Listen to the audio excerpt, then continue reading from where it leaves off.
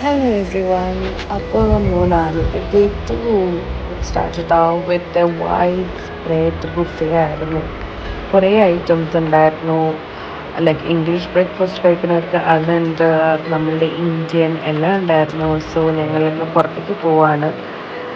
അവിടെ കിടക്കുന്ന orange colour ജീപ്പിലാണ് നമ്മളിന്ന് സഫാരിക്ക് വേണ്ടി പോകുന്നത്.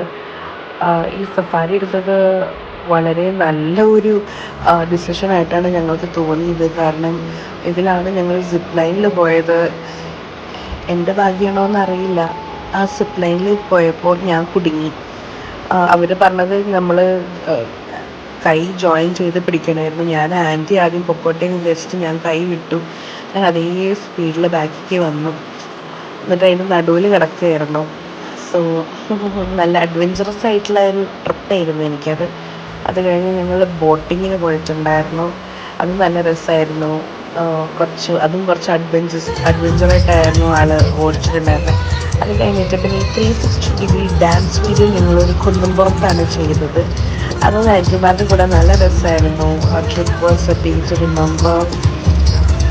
അവരുടെ കൂടെ ഒത്തിരി എൻജോയ് ചെയ്തു. ലൈക്ക് സാധാരണ എൻ്റെ ഫ്രണ്ട്സിൻ്റെ കൂടെ പോകുന്ന അതേ ഒരു വൈബായിരുന്നു എൻ്റെ അമ്മയാണെങ്കിലും ആൻറ്റിമാരാണെങ്കിലും. സോ എനിക്ക് അങ്ങനെ ഒരു ലെഫ്റ്റ് ഔട്ട് ആയിട്ടുള്ള ഒരു എന്താ പറയുക തിങ്കിങ്ങേ വന്നിട്ടുണ്ടായിരുന്നില്ല. എനിക്ക് തോന്നി എന്നെക്കാളും ചൈൽഡിഷ് ആയിരുന്നു അവർ തോന്നി. പിന്നെ അവരായിരുന്നു ലൈക്ക് എൻജോയ് ചെയ്യുന്നുണ്ടായിരുന്നത്, സ്വിങ്ങിലാണെങ്കിലും ഓരോ റൈഡ്സിലായിരുന്നെങ്കിലും.